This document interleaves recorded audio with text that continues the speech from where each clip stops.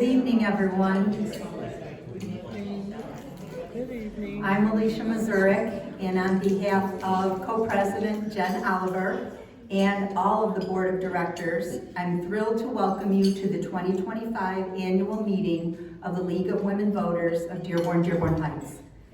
We're pleased to be at Park Place once again for this year's meeting, and as not all of our members can join us, the meeting is being recorded and will be made available on our website. So voting on business matters this evening will be done by a show of hands by everyone who is attending here who is a member. We have provided cards on your tables on which you can write your directions to the board, and each table should also have a pen, as well as sheets that have the program order for this evening. And so at this time, we begin with a land acknowledgement. We begin our meeting by acknowledging we are gathered on the ancestral, traditional, and contemporary lands of the Anishinaabe peoples, known as the Three Fires Confederacy, the Ojibwe, the Ottawa, and the Potawatomi, and of the Wyandot people. The League of Women Voters, Dearborn Heights, recognizes historic Indigenous communities, not only in Southeast Michigan, but all who were forcibly removed from their homelands by the Treaty of Detroit in 1807. We further recognize the ongoing relationship of dependence upon and respect for all living beings of earth, sky, and water. In offering this land acknowledgement, we affirm Indigenous sovereignty, history, and experiences. And now I'd like to thank Jennifer Teller, Mary Jo Duravage, and everyone else who helped organize this meeting and compile the meeting packet that was sent to members before the meeting. Special thank yous also go to Chris Sullivan Rathwell for the beautiful floral arrangements that we have on our table, and to Ken and Geraldine Grunow for the delicious desserts. Next, I would like to acknowledge our past presidents in attendance and invite you all to stand. Carolyn Buell,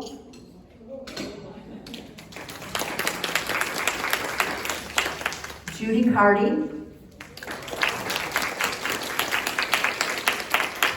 Chris Sullivan Rathwell, Tony Trant, Mona Hamoud, Mary Bugia, Betsy Cushman, and Mary Jo Duravage.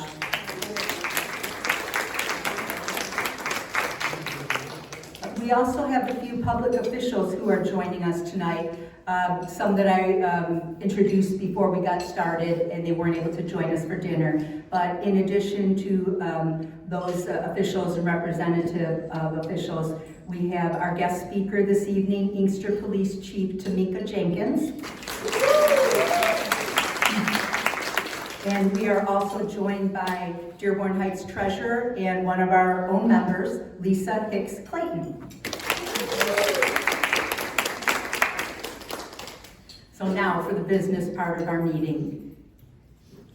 Our bylaws stipulate that in odd-numbered years, we must accomplish the following at our annual meeting: review and change our program as necessary to meet altered conditions, elect officers, directors, and members of the nominating committee, adopt an adequate budget, and transact such other business as may properly come before us.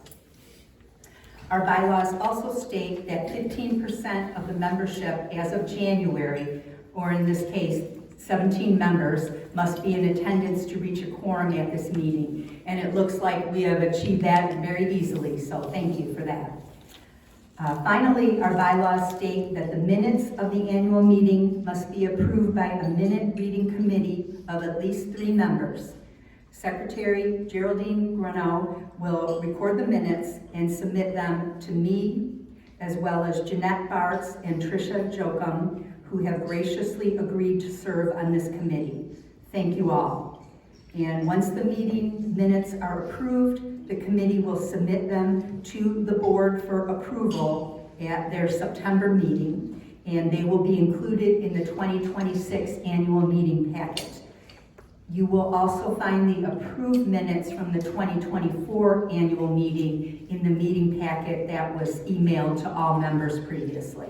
And you can find that on pages 3 and 10 of the meeting packet. We also did print several hard copies of that entire meeting packet. If anyone's interested, they're kind of circulating around.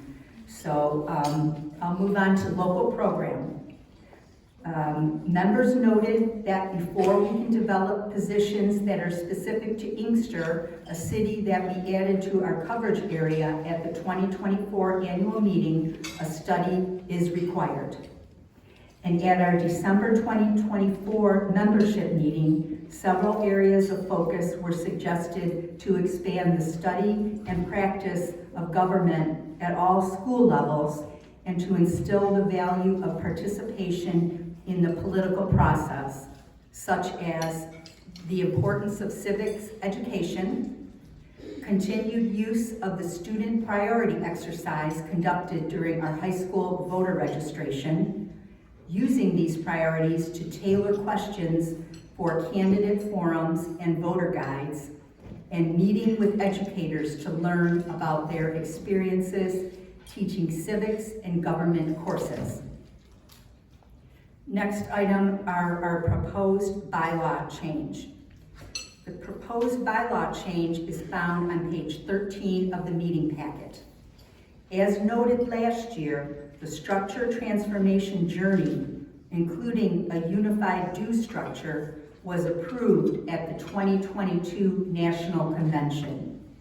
These details have since been finalized and fully implemented.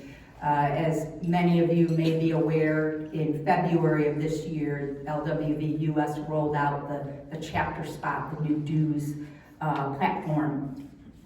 So the bylaws committee, comprised of myself, Mary Jo Duravage, Connie Mitchell, Karen Jones, and Jennifer Teller, suggests the following changes to fully align our bylaws with those of LWVUS in the transformation of membership dues collection. These changes include the paragraph referencing the dues transformation that was approved by the membership last year to comply with the new system, which will be deleted upon approval of these changes. Now that we have the new system, we have the new bylaws that will appear in Article 3.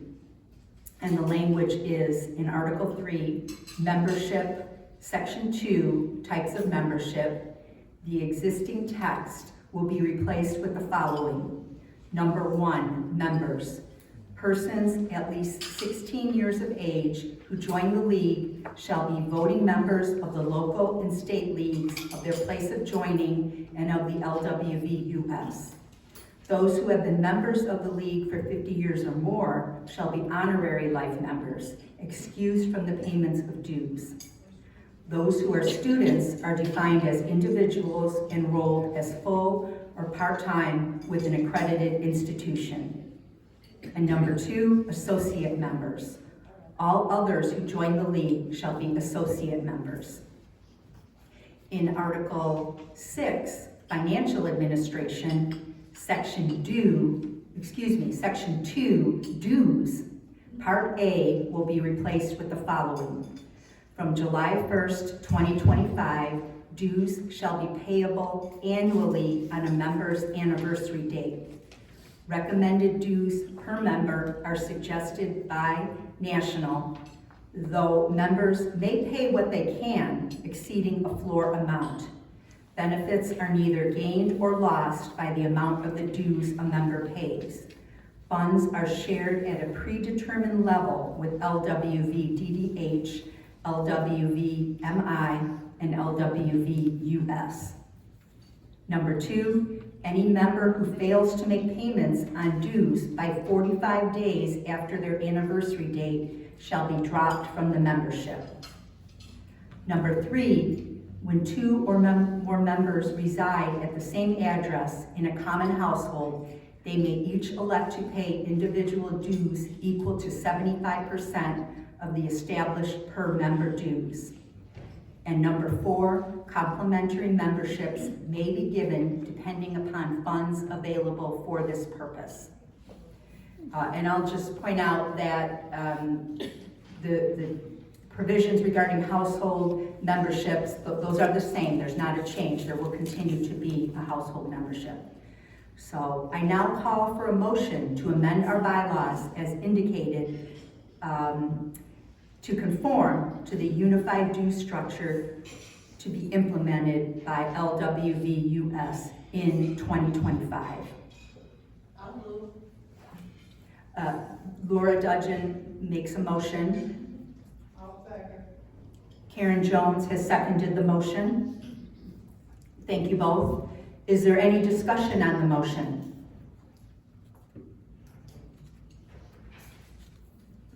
Okay, at this time, I will call for a vote on the current motion.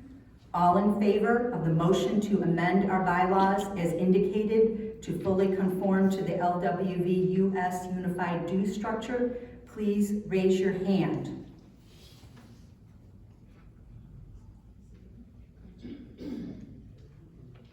Thank you. All opposed, please raise your hand. Seeing none, the motion passes unanimously. Thank you. Next, I would like to invite our treasurer, Lisa Hicks Clayton, to give her report. Lisa?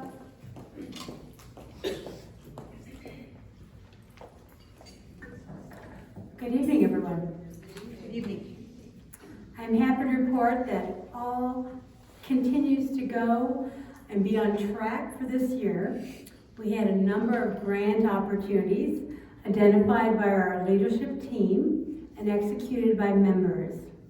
Those who participated include Laura Dudgeon, Miriam Bazzi, Marilyn Kilby, Alicia Masurek, Jen Oliver, Barbara Wallace, Mary Jo Durvage, Jerry Biggs, Larry Biggs, Betsy Cushman, Tricia Yoakum. If I inadvertently left someone out, I do apologize. My apologies. The contributions were immense and affected many citizens, residents, and students. I want to also thank Marilyn Kilby, who spearheaded the fundraising efforts for non-members in the fall and for members in February. She was quite successful, and we value your hard work. Our yearly review of the financial records for the fiscal year 2024 went very smoothly. We had a wonderful advisory position, Mona Ahmood. Thank you for your advisory and your wisdom, guiding Marilyn and Pila and myself. We came up with a very clean bill of health on our finances. Speaking of Mona and her husband, Abed, thank you, Abed Ahmood, for chairing the Budget Committee. Members of the Budget Committee included Larry Biggs, Jennifer Teller, and myself. We thank the committee for your hard work, especially in this final year of PMP. Sorry, see it's still transition. The PMP transition. Without further ado, I'd like to have Abed come on up to present the budget for the fiscal year 2026. Thank you.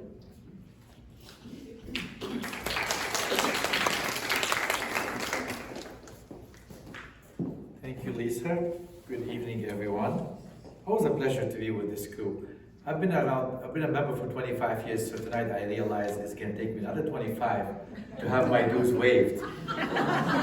We'll see. We'll see if I can persist. I'm going to first thank the members of the Budget Committee that Lisa just named. So Larry Biggs, Lisa Hicks Clayton, and Jennifer Teller. And the advisor that she mentioned, that Mona, she advised me in everything I do. So it's not just in this. I can't do anything anymore. And the longer you're married, the more you get used to it. What do you think? Should I do this? It's crazy how it works. So I'm thankful for this. So anything I present today is for her advice and consent. So the budget here. So I'm not gonna read every line item in the budget. I believe you all received it. There's nothing more boring than reading numbers to people. So I'm not gonna do this. I can answer questions if you have any, but I give you the highlights. So for the general fund, we predict the budget is total income $3,420. The operating expense $1,290. Membership expense $7,257. And then the bottom line will be total net income, it looks negative, minus $5,127. And then Lisa mentioned this a little bit, and I'm not gonna get into the weeds of this. Despite all my knowledge of money and finances and the advisory I have, I still have a hard time exactly explaining how this change of budget, how the change of collecting due is gonna be. I don't think anybody's interested. If you are, you ask me. I either tell you now on the side. If you want to know how the fact that we're getting dues early from February on, but we haven't gotten them yet because they go to the state, the national, and then they have to come back, but they count in a different year, so it looks deficit. So I spare you the details. So it will look like we have a deficit coming up, but it'll be catching up at some point. The educational fund budget is $5,500 predicting income, operating expense $915, membership expense $385, and total expense, voter service expense $2,800, for a total expense of $4,100, total net income of $1,400. I had a couple notes I wanted to mention about the budget that may be of interest. I think I mentioned the one. So the most important thing really this year is the idea of the switching of the PMP. So it'll be confusing a little bit at first, but hopefully by next year. And hopefully everything goes well because it's changed nationwide, so hopefully all the members, all the volunteers or administrators everywhere do their job right and we get the money back here. And I'm willing to answer any questions if anybody has any. That was my report, unless you want to know more. Yes? I don't have a question, but I do want to express my gratitude to you all that are involved with these numbers during this transition. That's above and beyond, and I want to applaud you for that. Thank you, Laura.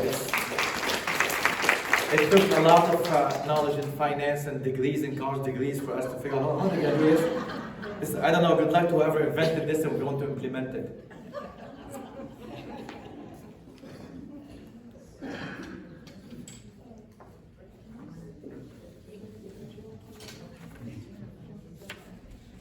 Thank you, Lisa. Thank you, Abed.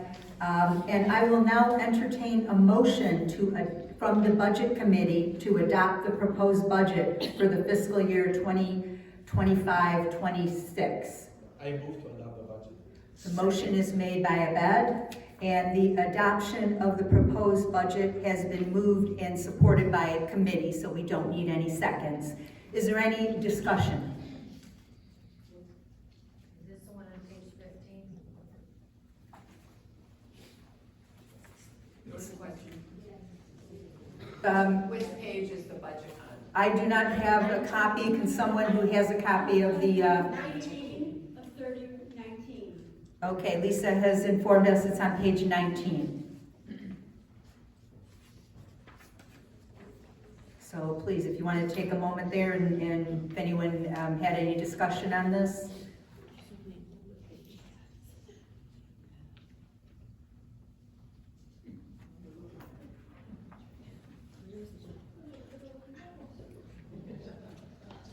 Okay. Hearing none, at this time, I will call for a vote. Please raise your hand to vote yes regarding the motion on the budget.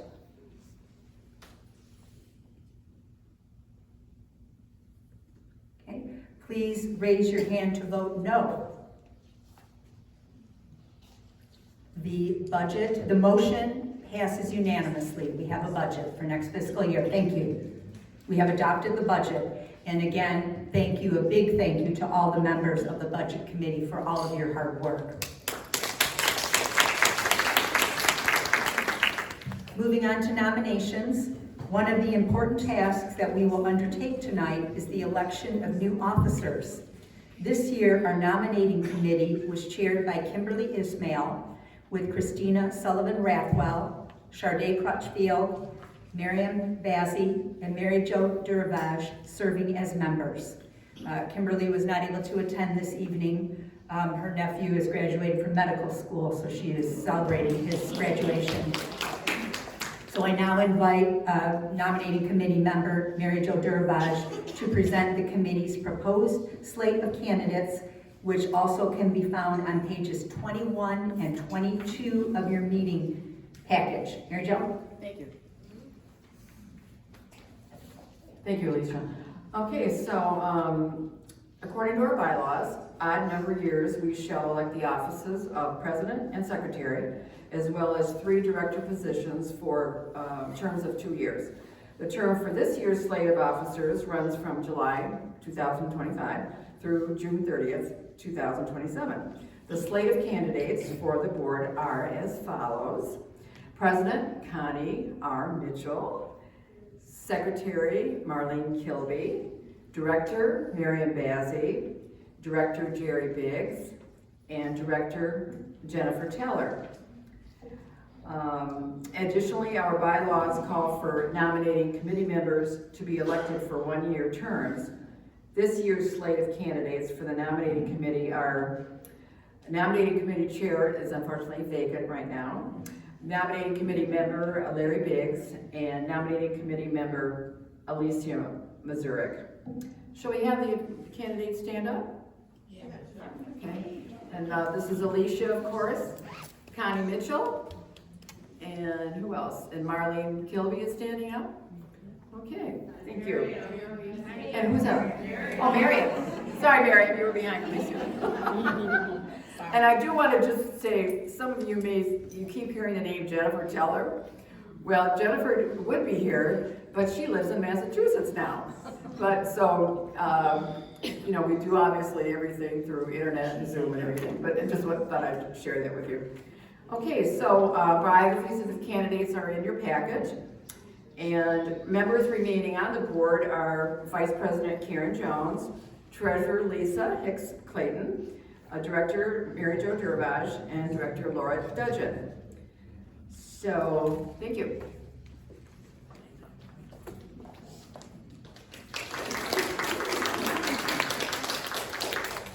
Thank you, Mary Jo. Are there any nominations from the floor?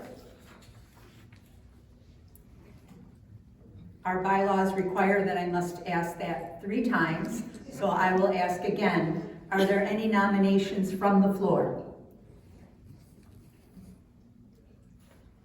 Lastly, are there any nominations from the floor? Hearing and seeing none, I will entertain a motion from the nominating committee to elect the proposed slate by a single ballot. Mary Jo?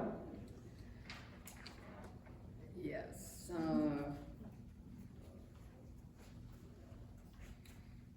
don't think I put in. Okay.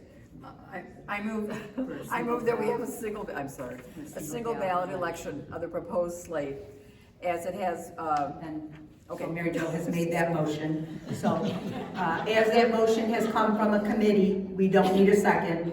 I will ask if there is any discussion on the motion. Okay, so please raise your hand to vote yes on the single ballot election of the proposed slate of candidates that Mary Jo has provided us. Thank you. Please raise your hand to vote no. The motion to select the single ballot election of the candidates has passed. We have approved the slate of candidates.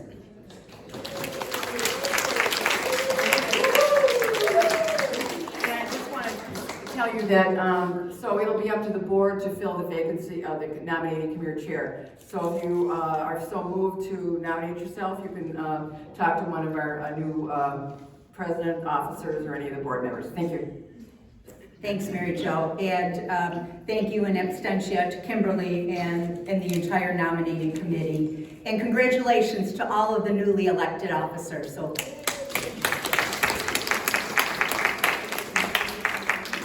this may be a bit of a retread, I think Mary Jo said this, but just as a reminder, because she said if you wanted to nominate yourself as the chair of the nominating committee, to reach out to someone on the board.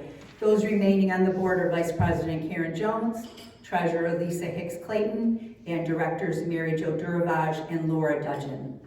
Jen and I are grateful to all of you for your service, wisdom, and counsel. And before we move on, Jen and I also want to acknowledge Barbara Wallace. Barbara has served the past year as an appointed director, and Jen and I are deeply grateful to you, Barbara, for your dedication and your valuable contributions to the board and to our league. So thank you, Barbara. And at this time, speaking of my co-president, at this time I will turn this MC mic over to co-president Jen Oliver.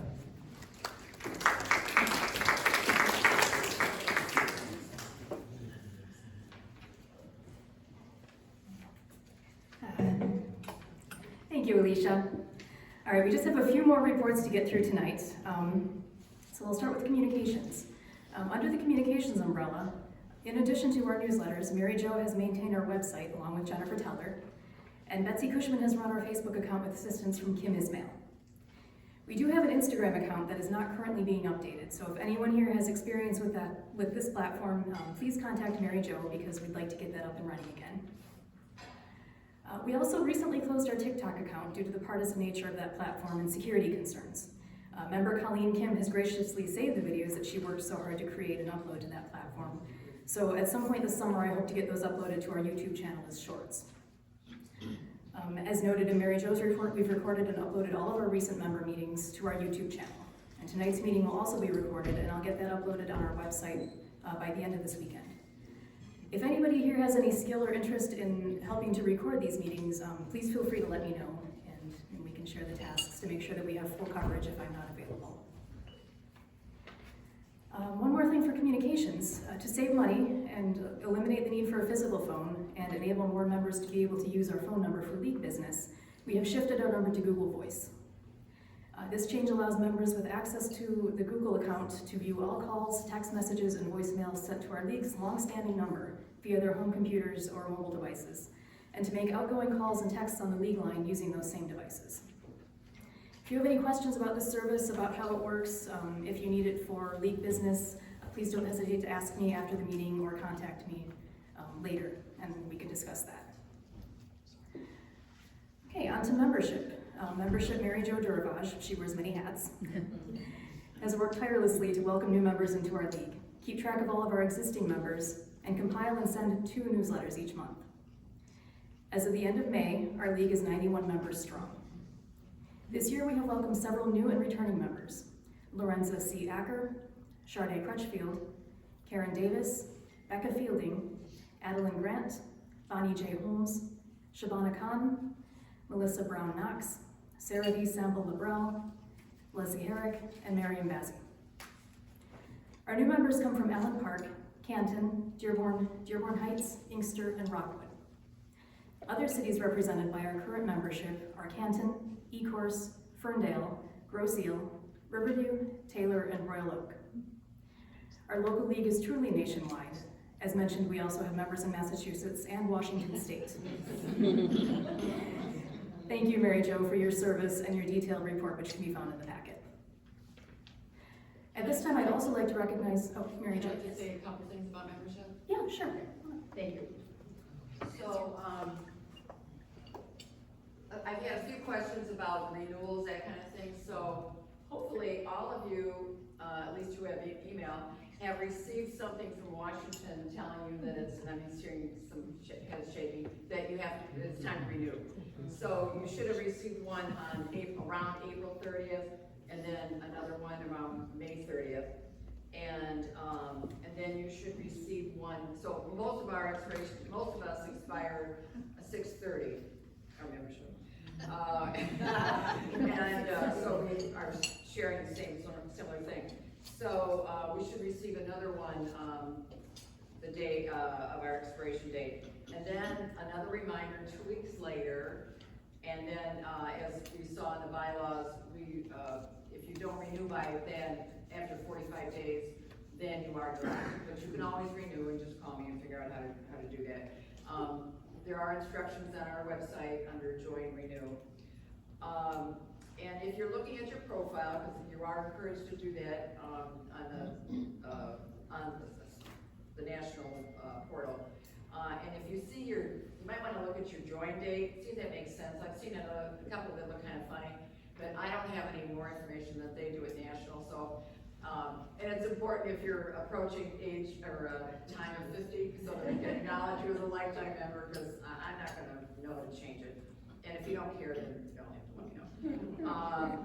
And if you notice an incorrect expiration date, although Jennifer and I check pretty carefully, but let us know, because we can't change it ourselves, and you can, but we can let national know, and they'll put the correct date in. And just want to mention, so students was mentioned in the bylaws, but there really is no category of students anymore. There's only members and life members. There's no household members anymore. Everybody's a primary member unless you're a life member. And people who maybe normally would have joined at the student level, which was much cheaper, as you know, when you renewed, you'll see that the suggested rate of renewal is $75, but the minimum is $20. So if you're a student, or if you're somebody that, money's a little tight, you can still join $20 and be a full member. One question. Yes. If I pay the dues, so will that be my anniversary date to read it? Yeah. Now, what will happen is if you did not renew, and then you renewed a couple months later, I think they give that as the new renewal date, which isn't really fair, but yeah.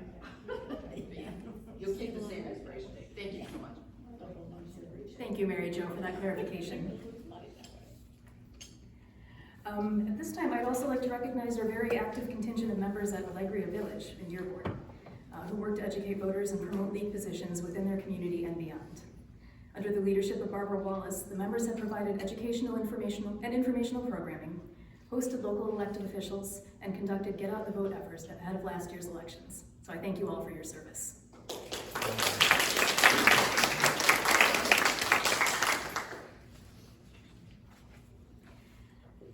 All right, Vice President Karen Jones has done an admirable job of leading our advocacy committee this year, together with Jerry Biggs, Laura Dudgeon, and Connie Mitchell. We are especially proud of the work that the committee did to host events on voter misinformation in October and censorship issues in education in May. Karen's report can be found on page 24 of the packet. Thank you to everyone who has worked on advocacy projects this year.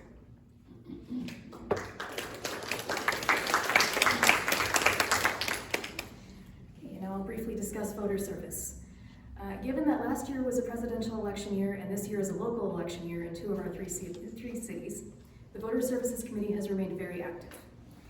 My full report can be found on pages 25 and 26 of your packet, but I'd like to highlight a few people and projects tonight. First, I'd like to thank Betsy Cushman for her many years of leadership in voter services. Although she's chosen to step back from a main role, she remains active in the league, which we are very grateful for.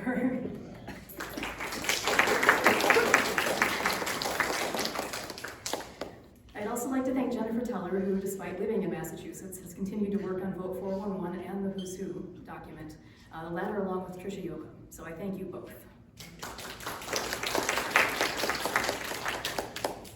Jerry and Larry Biggs, who aren't here tonight, have continued to represent us in meetings with Dearborn City Clerk George Duraney and have reported on their work as election observers. So thank you both for that. And finally, I'd like to thank Laura Dudgeon and Miriam Bazzi for their tireless work to reach young voters in their communities. I now invite them to speak about their popular youth voter registration program, which has undergone some changes and expansions this year. So, Miriam and Laura.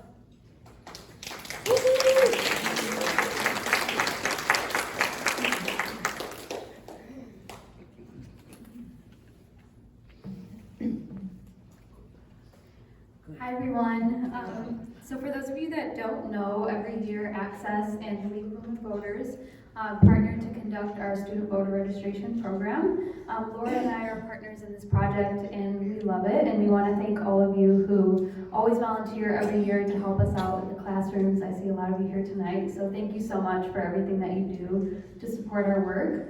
We want to talk a little bit about our program. We go into all of the senior language arts classrooms in the school years, in the schools, and talk to students about civic engagement work, how to register to vote, what voting looks like when you're at the polls, absentee, all of those fun things. But we also talk about civic engagement beyond just voting. So things like contacting your elected officials, attending city council meetings, school board meetings, and of course we encourage students to also run for office themselves when they can. So we love the program, and we also have started something new in the past years. This is something that Laura and I did together, was to involve student volunteers in the classroom presentations. So instead of just us being up there talking to the students, they have the program presented to them by their peers, which we found is a lot more impactful. So we've had a ton of student volunteers who have gone through the program with us, and we just love it. We have so much fun with them. And we found that it's really made a difference in terms of delivery and impact. This year we reached over 900 students, which we're very excited about, and through our student priority exercise, we have 5 top issues among all schools, which we'll share with you now. They were in order of first to least, economy, inflation. Number 2 is immigration. 3, college student debt. 4, foreign affairs and wars. And 5 was healthcare. So thank you, and then I'll pass it to Laura if you have anything to add. No, just that I got the funnest job in the league.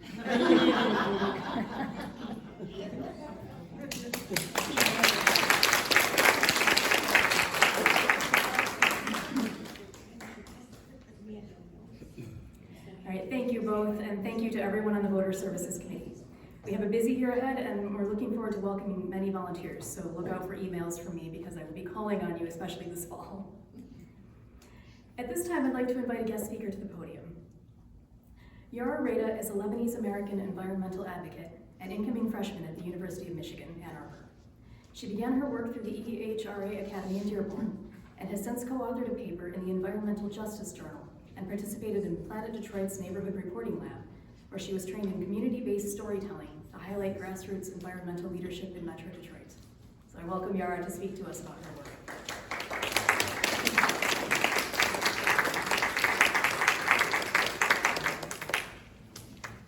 Before Yara begins, so I just wanted to tell you that one of the most wonderful newsletters around in group is Planet Detroit, and so I get their regular newsletters, and or you know what? Actually, I think there was an article in the paper, maybe it was in the Observer or something, but it led me to Detroit Planet, and it talked about this young woman from Dearborn who was doing all this wonderful activism activity. So I wanted to share her with you, and so. Tell us what you've done. Thank you so much. Well, good evening, everyone. I hope you're all doing well. It's an absolute honor to stand before you tonight at the League of Women Voters Annual Meeting, a gathering of individuals committed to justice and equity. As I look around this room, I see the legacy of women's advocacy in every face. I see the power of women who refuse to be silent, who understand that when women rise, entire communities rise with them. My own journey has been shaped by this very spirit, a journey that began in the vibrant streets of Lebanon and carried me through the halls of Dearborn High School, and now fuels my passion for environmental justice and advocacy. I was born in New York, but my earliest years are of Lebanon, where community, culture, and family were the center of my life. My mother, a woman of incredible courage and boundless love, taught me that there is no challenge a woman cannot overcome when she believes in herself. And my father, my rock and my unwavering supporter, showed me that strength is found in partnership and in the belief that every woman's voice matters. When we permanently moved to Michigan, I watched my parents step back into a place that they already knew. However, this time with the weight of raising a family and building a future, facing every challenge with resilience and reminding their son and 3 daughters every day that their voices were powerful. My parents always taught me that advocacy begins at home, in the stories we share, the lessons we pass down, and the courage we nurture in each other. My passion for environmental justice was sparked during my sophomore year of high school when I joined the Environmental Health Research to Action Academy at the University of Michigan, Dearborn. Led by two remarkable women, Dr. Carmel Price and Dr. Natalie Sampson, I began to see how environmental issues intersect with social justice. During a toxic tour of Southwest Detroit, I stood near the Marathon Refinery, feeling the heavy air in my lungs, and wondered how families just like mine, could live surrounded by so much pollution. That moment was a turning point. It transformed my curiosity into a calling. Southwest Detroit is currently battling some of the worst air pollution in the country. In this area where our homes and our elementary schools sit on the borders of oil refineries, residents suffer from high rates of asthma, cancer, and respiratory illness. Asthma hospitalization rates are 4 times the state average, and this pollution has led to an increase in cardiovascular diseases and kidney failure. Throughout my work as a Planet Detroit neighborhood reporter and as the president of the Ladybug Initiative and as an advocate for marginalized communities in general, I've seen that when people stand up, change happens. I have seen the power of our community's advocacy transform not just policies, but lives. There were times, I will admit, where I questioned whether my voice was enough, whether a young woman like me could make a difference in such a big world. But in those moments, I remembered the individuals who came before me, the suffragists who fought for our right to vote, the activists who demanded justice, and my parents, who taught me that no dream is too big. My dedication to environmental justice has been recognized through awards like the Asher Award for my research on air pollution in Southwest Detroit and the Air of America 20 Under 20 Award. But for me, these honors are not just personal milestones. They are reminders of the power of advocacy to create real and lasting change. As I prepare to embark on my college journey with aspirations to study political science and environmental law at the University of Michigan Ann Arbor, I carry with me the lessons of every woman who has shaped my path. I am committed to using my voice to uplift others and to advocate for policies that protect our environments and our communities, and to mentor our youth who dream of making a difference. And to the members of the League of Women Voters, your tireless work has created the path on which I stand. Your dedication to empowering individuals and defending democracy has made it possible for young women just like me to dream boldly and advocate fiercely. Thank you for showing me and for showing all of us what is possible when women lead. In closing, I invite each of us to continue our activism for change. Let us honor the mothers and fathers who nurture our dreams, the sisters and brothers who stand by our side, and the mentors who light our way. Let us keep fighting for a world where our voices are heard and change is implemented. Together, we will continue to make a difference. Thank you.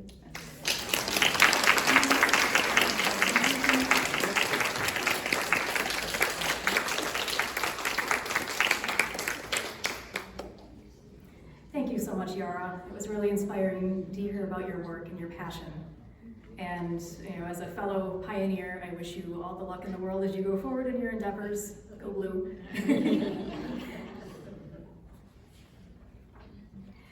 Okay, so on to the President's report. And I'll keep my remarks from the Office of Co-President brief, as a comprehensive overview of my and Alicia's work throughout the past year can be found on pages 26 to 28 of the packets.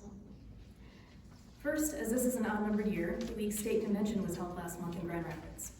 Dearborn Heights was represented by Alicia Mazurik and Donna Wilson, as well as Connie Mitchell, who attended on behalf of the State Board. Thank you to all of them. We welcome our new State Board and wish them success throughout their term. Second, we would like to thank all of our members for your support this year, which has continued to encourage Alicia and me. Your dedication to community service always inspires us. Although we are stepping down from the presidency at the end of this month, we look forward to continuing to work with all of you. During this year, we've enjoyed seeing so many of you in person at various events, including our member meetings in all 3 cities, events at Allegria Village, Halloween events, and even marching down Michigan Avenue last week on Memorial Day. This past year, our advocacy committee has taken the lead on organizing in-person events where we learned about mis- and disinformation, community police relations, and ranked choice voting. We look forward to many more opportunities to come together in person next year. I encourage all of you to get involved and stay involved. Thank you.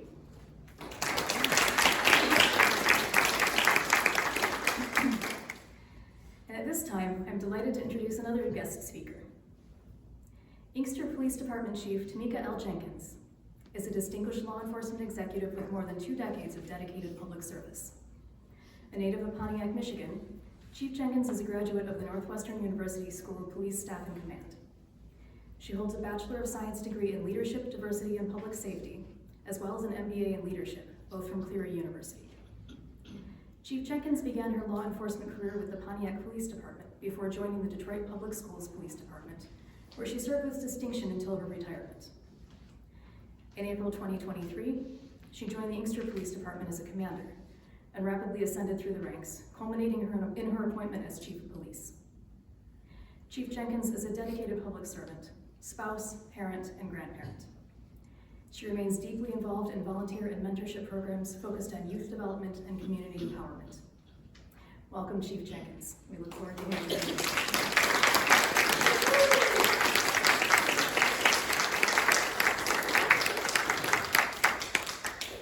Good evening, everyone. Good evening.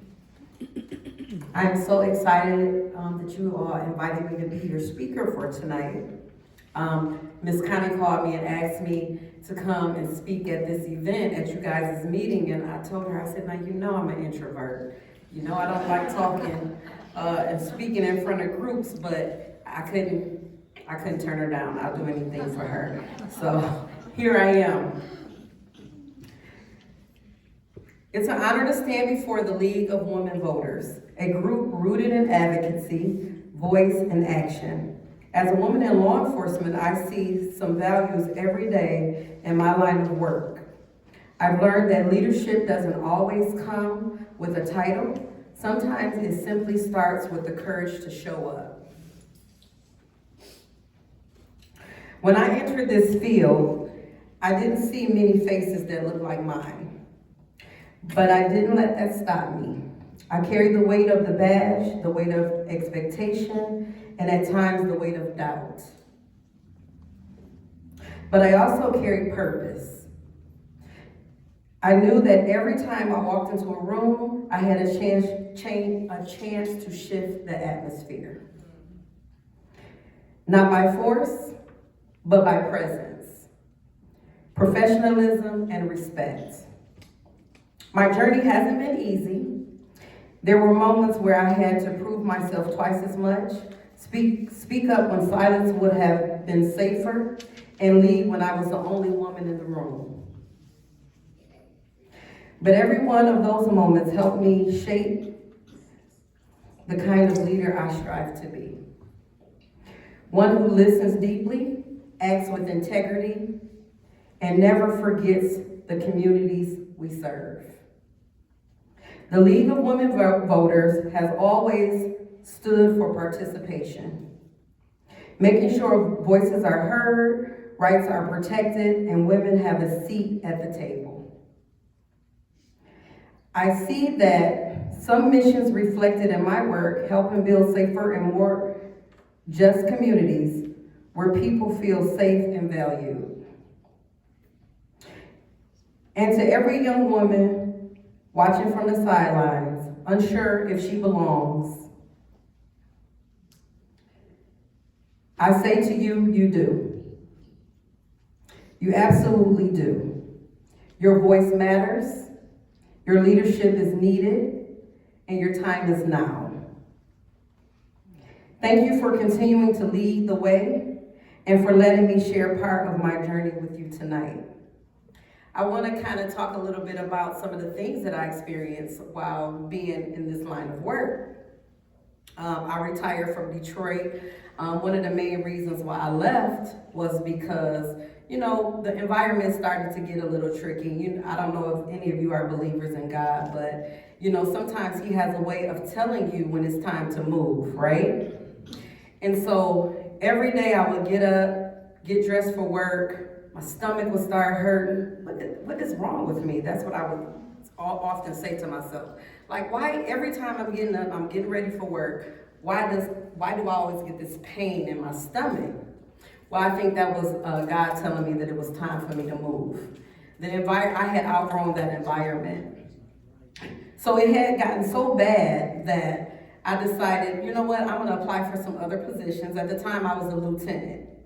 So if anybody knows anything about rank, you patrol, detective, sergeant, lieutenant. So I was pretty high up there on the chain. But at that point, I was willing to take a lower position just for my peace of mind, right? So I started applying to different departments. I was applying for police officer positions because at that point, my peace was more important. I ended up applying for a job at the airport. They called me, was taking me through the background. Then I got offered a job with the U.S. Marshals, and I'm like, okay, I think that sounds better than going to the airport, right? And so then I was offered a job in Inkster as a commander. So I prayed about it, and I said, you know what, I'm gonna go back to Inkster, because I did come from Inkster prior. So I ended up in Inkster, but not before I left my previous department, before I retired. It was my last day at work. We were doing an employee appreciation day. That was something that I wanted to do prior to me leaving because I had already planned it. The chief of police got in front of the group and asked, who's gonna put the tablecloths on the tables now? So, of course, that was confirmation that me leaving was the right decision. Needless to say, he and I are now the same rank. He's a police chief, but so am I, right? And so when I see him, he have a very difficult time looking me in my face. So I said all that to say that sometimes we need to go where we're celebrated, not where we're tolerated. And so ever since I made that decision for myself, I have elevated and elevated and elevated. I came to Inkster in April of 23. By October of 23, I was the assistant chief. By January of 24, I was the chief. I was not setting out to accomplish those goals. I was very content as the commander. But God takes us places and he puts us in positions for particular reasons. And I just thank you again for allowing me to come speak with you. If you guys, to my younger people in the room, if you guys are having these issues, when your gut tells you it's time to move, always listen to your gut. Because you may be holding yourself back from something greater. All right? Because initially I wasn't listening. And so those stomach pains, because we get comfortable. We get comfortable in our environment. Everything becomes routine. We get used to driving that same path to work and getting off at a certain time. But sometimes we have to learn how to step out on faith. And we have to learn to listen to our inner self. We have to listen to our gut. And with me listening to my gut, if I hadn't, I would probably still be in that same department, having the same issues, and feeling like I didn't belong, and feeling like I was tolerated and not celebrated. So thank you all for having me come speak to you tonight. I appreciate it. Thank you very much.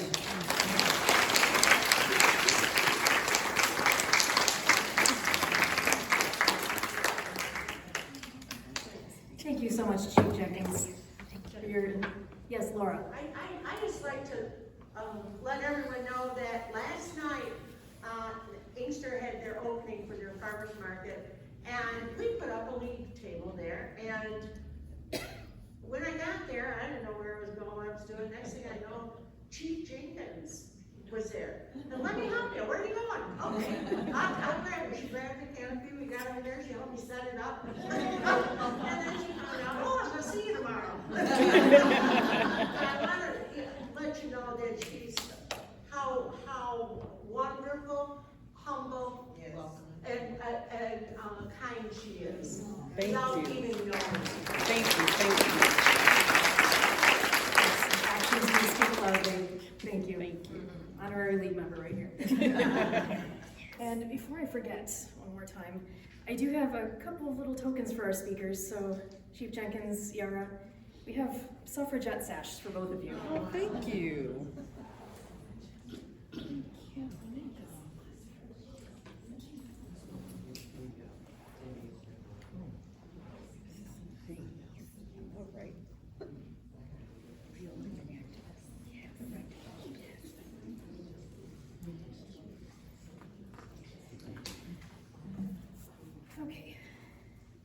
At this time, I invite our incoming president, Connie Mitchell, to address the membership. Connie?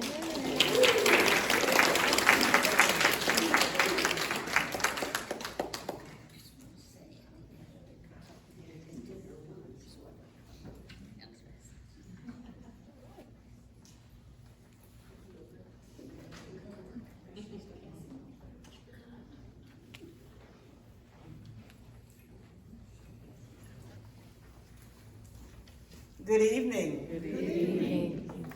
It's my pleasure to be with you here this evening, and I would like to thank you for this opportunity to serve the League of Women Voters. The League of Women Voters is extremely important in this nation at this time. And I want to invite all of you to work with our organization to do what we can to make sure that humanity in our country is honored. That being said, I want you to know that you will be called upon from time to time to not just be a dues-paying member, but to actually do a little bit of work. Because it's going to take all of us to get the work done. One of the things that we have talked about in our board meeting is the fact that for many, many years, this organization has been simply Dearborn Heights. Recently, we made the move to include the city of Inkster officially. However, if you heard our co-president today, you heard Romulus, you heard Ecorse, you heard Canton, you heard all kinds of cities in our area who have members that belong to this chapter. So our thinking was that perhaps just saying Dearborn Heights limits our appeal. Because people will very often say, well, you have to live in Dearborn or you have to live in Dearborn Heights in order to belong. But we don't want it that way. We want to make the change simply by renaming the organization, but standing by all the tenets of the League of Women Voters. We simply want to come up with a name that will be more inclusive, that will honor the notion of DEI within our organization, and that will show people that we are an inclusive group. We stand at the beginning of our meetings and have a land acknowledgement, do we not? But in our membership, do we have any members of those tribes as members? We're acknowledging that we're standing on their land, their sacred land, but we've never had the outreach or the impetus to get to them to say, you belong also. As a matter of fact, at the state convention, a lady from Manistee asked me if I would come to Manistee to speak because they want to diversify their membership. And they felt that if I came to show them something different, that may help them move forward. So what you've received today, some of you, I guess, got, I don't know how many copies there were, but we had a little contest. We have extras if anyone needs any. Yeah, I think Kalana and Laura passed some out. But we had a contest, a naming contest. And there are prizes attached to the naming contest. We had 8 people to submit entries. And the names that were submitted are listed on the sheet. So you can take a few moments to just glance at the names that were submitted as possible names for this organization. Now keep in mind that none of the history of Dearborn Heights will be lost. We will just add to the history. That's very important for you to understand. But what we're going to do now that we're beginning to share the entries with members is develop a way for you to vote on the name that you like the best. So what we're going to have to do, how many of you email? Anyone that doesn't email? Oh, Okay, we're gonna figure it out. Because everybody that's a member will have an opportunity to vote on their name, the name that they think best suits this organization. We will be working to look at our membership roster and determine the best way to get to everyone, even if it means mailing it to you and you mail it back. We're not in a real big hurry, but we would like to get this kind of off the plate. So you can look at the list of names that have been suggested, and you will hear from us very shortly as to how we're going to vote and when the deadline will be for you to make your vote. And that will be determined how we go from this point forward as formally Dearborn Heights, adding Inkster, but changing the whole scope of things.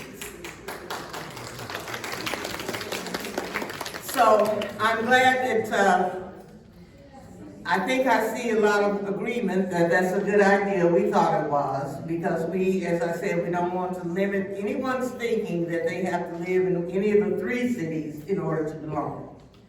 We want our reach to be much further. And I want to say one more thing about Chief Jenkins. I have never seen a police department spring to life like she has made Inkster spring to life. Her community outreach is astounding. I have been to hustle classes sponsored by the police department. They do some of everything in the community. It's the kind of police department we wish we could replicate across the country.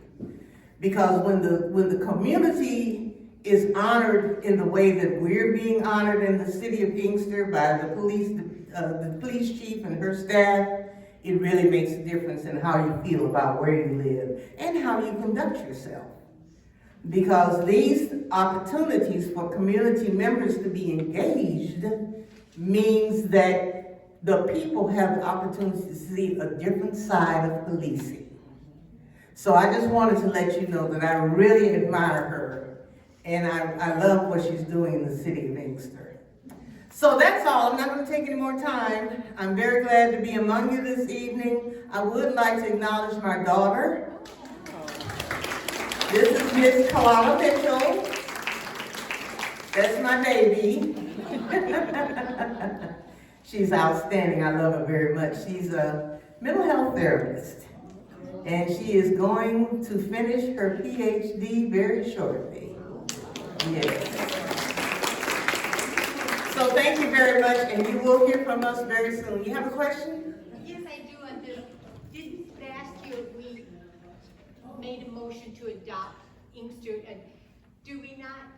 Now that you're wanting to expand, don't we have to have a motion to expand to a wider area? I don't understand why. I understand what you're saying. Okay. Technically, I don't think we're really, I think what we decided was, yes, we agreed to do that, but in thinking about expanding the outreach area, we thought we would hold on Inkster and try to do that, because we would become the Dearborn Heights Inkster chapter, which is still very limiting. So I understand what you're saying. If you'd like a motion, we can very easily do that. I mean, anyone can join, as you know. We have. But my point is, not everybody understands that. Yeah, That's why we're trying to rename the chapter, because even I was the only person for many years who belonged to the Dearborn Heights chapter, and I lived in Inkster. But only because of Bessie Cushman did I belong. And we had people who joined from Inkster, but because Inkster was not included, they left the chapter. So we don't want that kind of stigma attached to our chapter. We want them to know that this is, and we'll have to do a lot of marketing once we change the name to let people know that yes, you are able to come into this chapter. Yes, we want to grow.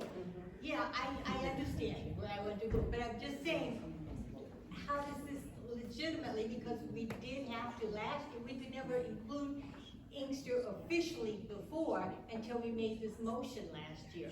So, Want to make a motion to expand? That's, well, so, You get approval from the state. yeah, I'm just kind of, I'm wondering, first of all, is this legitimate? I mean, do you know what I'm saying? yes, I understand what you're saying, and once we come up with a name, we do have to take it to the state for approval. She wonders about the So, procedure. the motion we made last year then is kind of like not effective? No, it's still there. It's still there. Connie, may I? Yes, Alicia, come forward.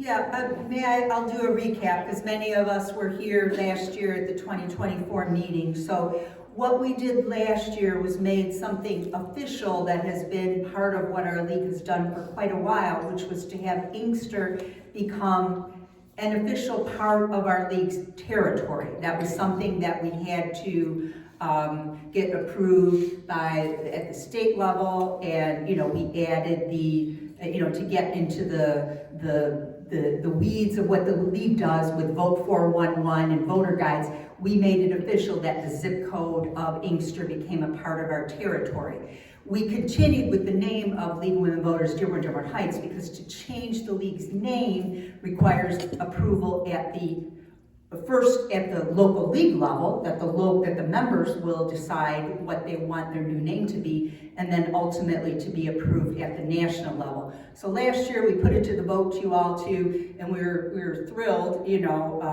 that you all agreed to have Inkster become a part of our league. What we're doing now, that was always going to be a two-step process. Inkster gets added to our league, so our territory is Dearborn Heights, and Inkster. But as Jen said, and as Connie has made mention of, our league is so great that people who don't even live in Inkster and Dearborn Heights want to be a part of our league. So that's all we're trying to say of what our reach is. Karen Jones lives in Taylor. She's our vice president, and we have other people. So it wasn't that those communities are going to be part of our official territory. We're just trying to say, again, and I may say it as a joke, but I truly mean it. Our league is so great that people who live in all those different communities and even 2 other states want to be a part of our league. So we're not doing anything to change our assigned territory, as it were, but what we do want to do is that second step of the process that we began last year when we added Inkster, which is to come up with a new name, and that's what Connie was speaking to. So, It's still only these 3 communities. Correct. Anyone can join. Correct. So we will still only do voter guides and stuff for these 3 communities. Yes. Correct. Nothing Yes. changes. Yes. Jen? Yeah, and then in the future, in the future, if it became apparent that it would be useful to add, coverage of other communities around us, then we would vote on that as a league. Okay, Yeah.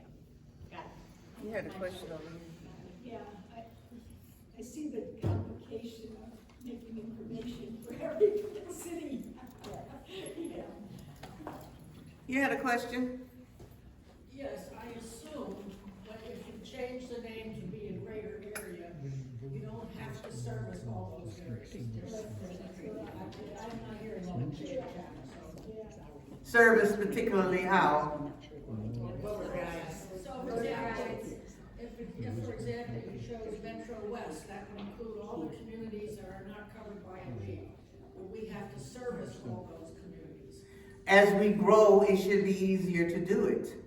So a lot of what we're trying to do is to make us grow. We're very limited in what we can do because we're such a small group with a limited area that we serve. If we grow, we've already heard that we have members in Canton, we have members in Romulus, we have members all over the place. If we grow, then we have the opportunity to have others help us do the work. And yes, it may mean a greater outreach, but that's what we're supposed to be doing, outreach. I mean, that's our bottom line. Voter service, we're not supposed to just stay in Dearborn Heights. We want to get to everybody that we possibly can. So I think that I'm not afraid that it may mean more work. And we will have contacts wherever we go. That's not going to be an issue. So our voter service should not be a deterrent, which should not be deterred because we have a larger area to cover. Yes. Okay, sorry, I got another question. could it also be conceived that in the future we join, like say Detroit, and I mean, if you wanna grow, let's really grow. No, our intention is not to go in that direction. Detroit has its own large organization. I was originally in Oakland County when we became from a number of small ones and we became one large Oakland area. And so I just don't know, I mean, that wasn't a bad thing, and I'm just kind of thinking it would be nice to have maybe a Wayne County area league. Well, if you look at the names that have been suggested, some of that is included. But it's not entirely Wayne, I mean, it would be in a way, I mean, I just think, it was nice when Oakland County consolidated all the leagues, it was, I just don't know why we couldn't do that here. If you wanna grow, it just seems like that would be another option. We already have it in Oakland. Jen? Yeah, I think, I'd like to comment that I think there's more opportunity for us to grow south. There's no league coverage downriver, Right. except for the state voter guides that we deliver every other year ahead of elections to the various downriver libraries and city halls. Well, I just heard us mention Canton. Canton has their own, I mean, they're in a league already, and that's when I just started kind of. Right. That's when I started. Yeah, Northwest Wayne is huge, yeah. Yeah, okay. So. All right, so when you mentioned Canton, that would be something that we would ever consider incorporating. Right, Canton is part of Northwest Wayne already. Yeah. So, Okay. yeah, Okay. but I see what you mean, yeah. Thanks. Sorry, I just want to get this clarified in my own mind. This is kind of. And we do 6 who's who's. Do you want a motion? Yes, please. Do you want a motion? Yes, please. I would like to move, Western. Oh, not to that. No, we're not ready for that. Okay. Now, everybody's gonna. We're gonna have to take the name, choose the name a different way. I kind of thought it would be okay to do it tonight, but then some of the members of the board said, no, not all the members are represented here tonight, so everybody should get an opportunity to vote. So we'll figure another way of giving everyone an opportunity to vote on the name. And that's how, as I said previously, those of you who have email addresses, we can get to you that way. If you don't have email, we will be glad to mail you something that you can mail back to us very quickly, so that we can make sure that everybody is represented. Yes? So once you get a vote, you send it to national, what's the process? No, it's local. That's just a local thing, it doesn't have to go to national? No, it has to go to national, but I doubt very seriously national is gonna argue with us. After we vote though. So we start the ball rolling and it moves up. And then it ends at national, and national will give us the okay. Any other questions? Way back. Yes? Hi, Yes, Karen? anybody in the room is not able to be contacted by email? If you'd like, I have paper back here. Please leave your name and the best way to contact you. Trust me, I know who does that. Mary Jo is on it. That's one hurdle we won't have to jump. Mary Jo's got it covered, as always. I'm not gonna help you, Mary Jo. But thank you, Karen. All right, any other questions? Well, I hope some clarity has been brought about this move of ours. And I hope that you will see, and I'm sure that you will see, that it will be good for us to be able to move in that direction. Because, as I said earlier, we have a lot of work to do in this country, and our voice is very well recognized. And the more voices we have to speak, the better it'll be. Thank you.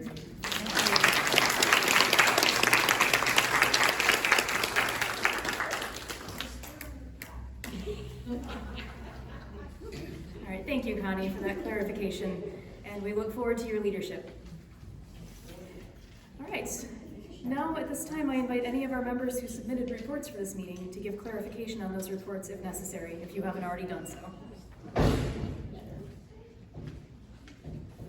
Okay, and I believe that there is one announcement for the membership.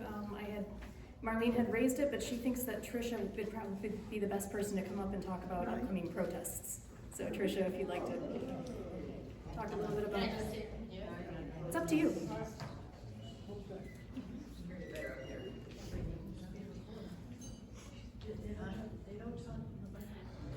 Yeah, I just learned today that I'm supposed to do this, so I'm not prepared. But there have been many changes that have been made in our government this year that are not following the proper legal procedures. And so there are several protests going on the 14th, which is I guess you should say Flag Day. That Flag Day, thank you. And so there is going to be protests, one of them, I shouldn't say protests, rallies. One of them is going to be in Detroit at Clark Park, which is kind of in the Mexican town area. And then there's also going to be one in Dearborn, which is currently slated to be at the Peace Park. But if something is going on there, then it will be moved to Ford Field. And the one here in Dearborn is from 1 to 3, and the one in Clark Park is from 1 until 4. I think both of these are very important simply because there are areas where we have large migrant populations, or not migrant, but immigrant populations, and all of them, you know, we just don't know what's going on, and it's very good, I think, to represent these two areas that really need our support. But there are also rallies going on in Wyandotte and quite a few other communities. So if you don't want to be here or Detroit, I mean, that's the other choices. But it's very important, I think, to get out and let people know about the league. I went to a rally earlier this year, and I got 3 people that got very interested in joining our league. And I sent them who's who and encouraged them, told them how to get in touch. I don't know if they have, but you know, it's a way to get out our word. Then they were very surprised to know that there was an active league around here. So that's it.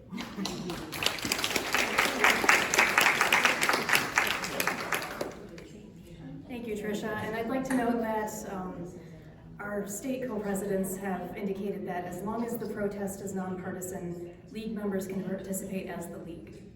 If you're going to a rally organized by a political party, participate as your own self, but you can represent the league at nonpartisan rallies. Okay, at this time, I will ask for directions to the board, or you can write them on the cards that have been provided on your table. You're gonna still do announcements though too? Yes. See, I have 2 final announcements. Mary Jo, if you have something you would like to come up and announce. Well, just want to make sure everyone saw the a Citizen's Guide to Wayne County. We got these from Sam Baydoun's office, and it was confirmed to me tonight that his wife had died. He didn't let him send me something. And then we also have Senator Santana, Michigan's guide to state government. So those are all in the back. And then there's a free table over there. It's all my stuff I brought. If anybody, please look at it on the way out. There's some books, there's some DVDs, there's some other stuff, and it would be nice to just get rid of it. To somebody who would just really appreciate it. And also, I wanted to let people know, hopefully you saw it in the voter, but so for years we've given money to Friends of the Rouge to be a member, and so they're having sort of an event on June 18th from 6 to 8 at the Inkster Park Picnic Shelter, and they do want people to register. So if you look in the last voter, it was there, and if you can contact me if you're having trouble registering, if you want to do that. And then also, it's not on the agenda, but I thought we'd get just a little bit about what happened at the convention. I'm curious to know what happened with the idea about ranked choice voting.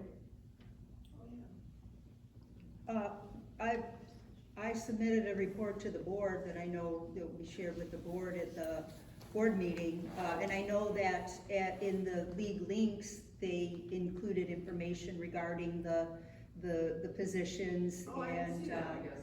Yeah. So I think probably I would you know, the board, you know, can have the report, but there is going to be a study on the issue of alternative forms of voting. Okay, well, that's what I wanted That to was hear. agreed. Okay. So, and all of you maybe, keep an eye on league links to, the call for volunteers to work on the committee to do the study. That's what I kind of thought would happen. Yeah. Thank you. Yeah. And just so you're interested, Trish and I are very interested in the topic, and we hope to be getting signatures, and so we can let you know about it later. Thank you. Thanks, Mary Jo. Okay, actually, 3 last announcements. Chris Sullivan wanted me to let all of you know that anybody who would like to take the flower arrangements home, you are welcome to do so. Thank you, Chris. Second announcement is if you're interested in joining a committee, we have sign-up sheets, so please make sure you check those out before you go. Alicia. Once you're finished, I have something, Jen. Okay. And don't forget to renew your membership if you haven't done so already. This can be done on the website or by mail using the form included with the meeting packet. And thank you to everyone who's already renewed. Alicia.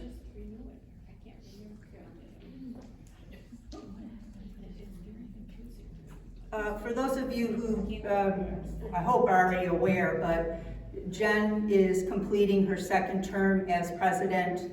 I am completing my term as co-president, and I wanted to thank Jen for her partnership in working with her these past 2 years as co-president. I want to acknowledge all the work that you've done to support our league, and it's been a true honor and pleasure to work with you. And congratulations on leading our league through 4 years. Thank you, Jen.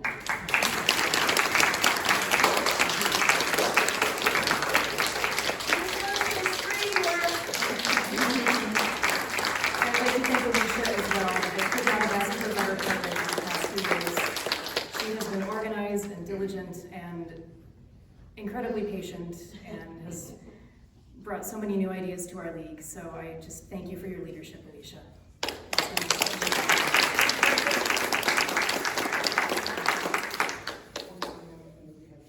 Yeah, go ahead, Karen. I'm Karen, I'm the Vice President, head of the Advocacy Committee. You all know we're nonpartisan, but we do have positions. And I'm very proud to say that our league has a very strong position on supporting the LGBTQ community. On June 20th and 21st, the city of Wyandotte will be hosting its 2nd Downriver Pride event. We were there last year as a league to issue support and to offer voting information. We will be there again this year. There's a select few of us who are committed. If anyone has any time, please come and help us. It'll be Friday the 20th of June, Saturday the 21st. It's a long day. We're there from like noon to 9, but it's right on the river of Bishop Park. Please check our website. If you have any questions, if you scroll through our website, you'll see my phone number and email. I'll be happy to reach out with any answers to questions. And if you just want to show up, we'll welcome you immediately. Thank you. All right, thank you, Karen. All right, any last announcements? We do have containers. There are some leftover food, and we brought some, and the hall also has some. So please take some food before you go home. I'm glad before you all start leaving. Help yourself. We have plenty left. Please. Yes. All right. And with that, I adjourn the 2025 annual meeting. Thank you all for attending.